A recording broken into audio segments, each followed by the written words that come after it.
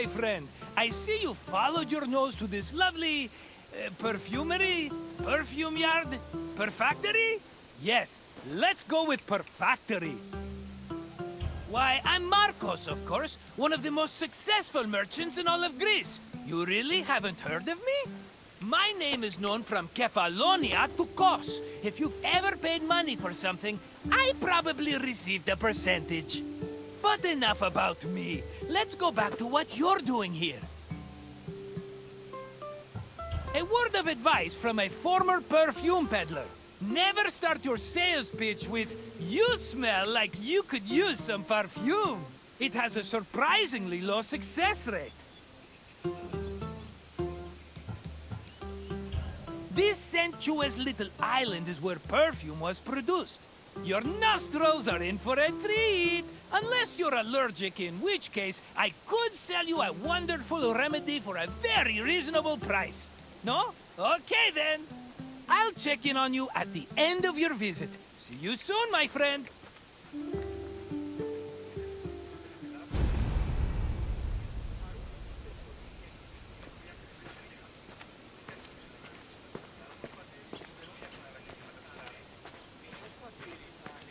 Perfume-making techniques were invented and perfected in Mesopotamia and Egypt, beginning in the 4th millennium BCE.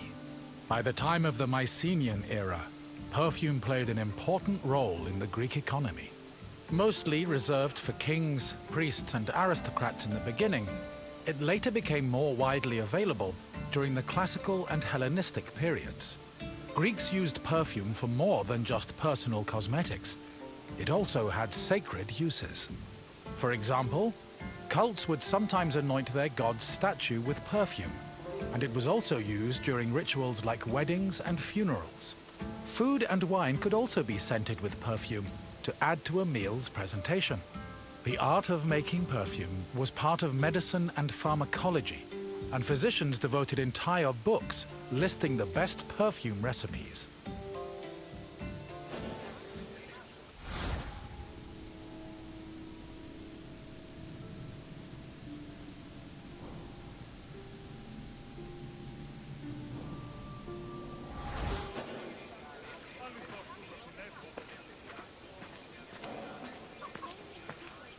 Perfume is made up of two main components: a greasy substance, called an excipient, like vegetable oil or animal fat, and an odorous substance, such as flowers and plants.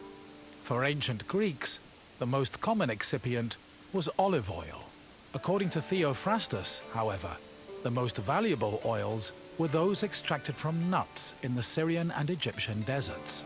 The odorous ingredient could be taken from a variety of sources. These include flowers like roses or lilies, herbs like oregano, spices like saffron, resins like amber, and leaves from plants.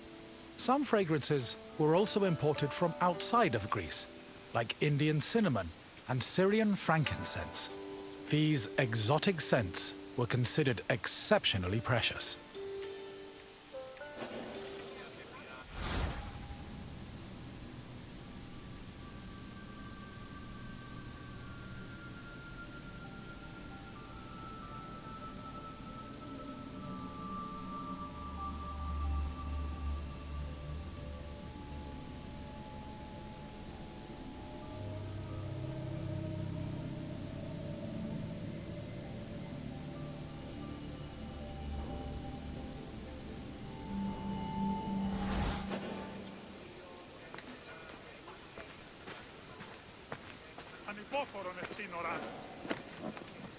Mixing scent into the fatty excipient was called enfleurage, of which there were two methods.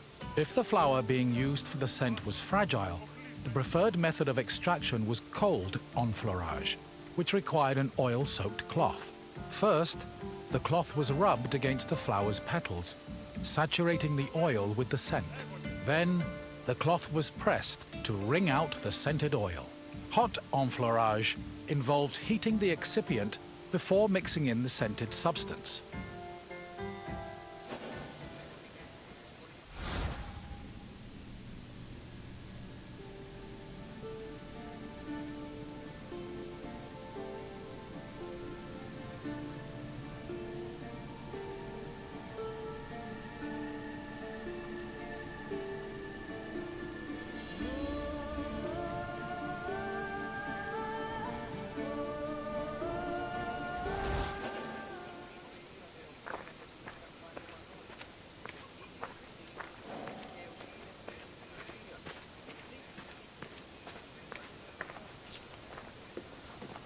The hot enfleurage process consisted of heating and distillation. After the scented ingredients were dipped into heated oil, the mixture was then filtered before being pressed and decanted. Once the mixture was complete, spices, coloring agents and fixatives were added, along with preservatives to prevent the perfume from spoiling. Finally, the liquid was hermetically sealed in bottles, ready to be shipped to market.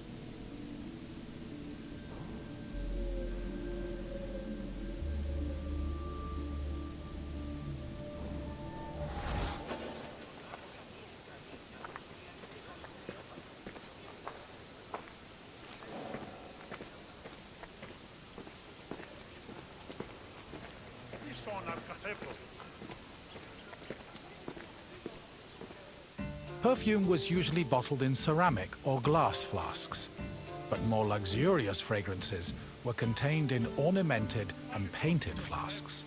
Lekythoi and alabastra were elegant bottles designed for women, while arabaloi were used by athletes.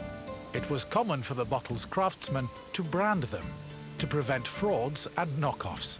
Perfume shops were usually located in city centers, befitting of their importance. In addition to selling perfume, they were also sometimes used as meeting places. For example, the perfume shops near Athens's Agora were frequented every morning by the city's youth.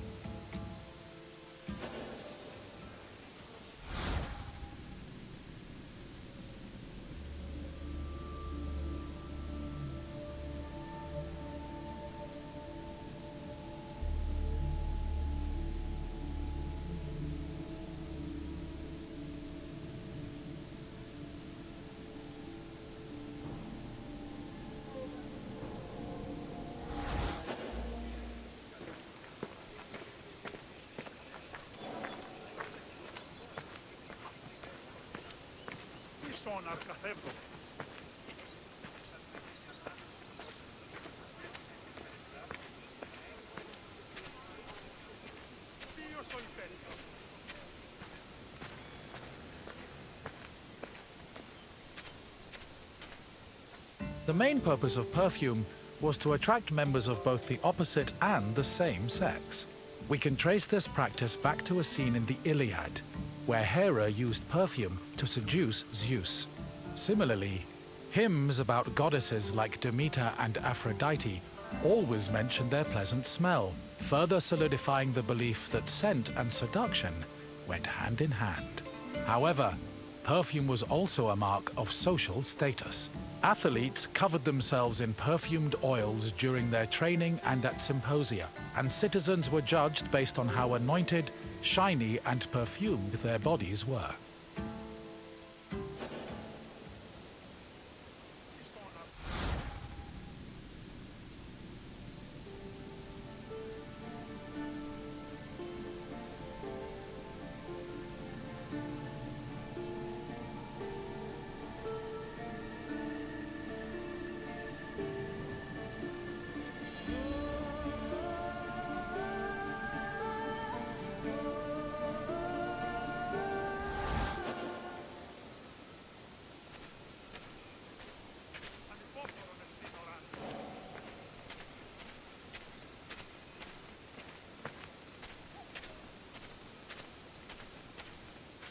Hello again, my friend. I hope you see now how important perfume was, not only for aesthetic purposes, but for Greek social hierarchy. I wouldn't charge so much for my own bottles if I didn't know the value of what I was selling. What else can Marcos do for you? Good idea. Let's start with an easy question. Which of the following is an example of an excipient? Flower petals can add a lovely smell to the perfume, but they aren't excipients. Try again. Plant leaves make great perfume ingredients, but they aren't excipients. Try a different answer. I'm afraid water works better as a drink than as an excipient. Keep trying. Yes, olive oil makes a great excipient, and dressing, and medicine. Honestly, we pour that stuff on everything, including ourselves. And question 2. What is enfleurage? It does sound like a lovely dance, doesn't it? Unfortunately, it isn't. Try again. Doesn't sound like any sport I've ever heard of. Keep trying. I don't think so, my friend. Try a different answer. Correct. Enfleurage involved mixing the perfume scent into an excipient. We're almost done. Just one more question. In the Iliad, which goddess used perfume to seduce Zeus? A fair guess, but in this case, an incorrect one. Try another answer. That's not the version of the Iliad I heard, but wouldn't that be interesting? I don't think so. As funny as it is to imagine the god of the underworld batting his eyelashes at Zeus.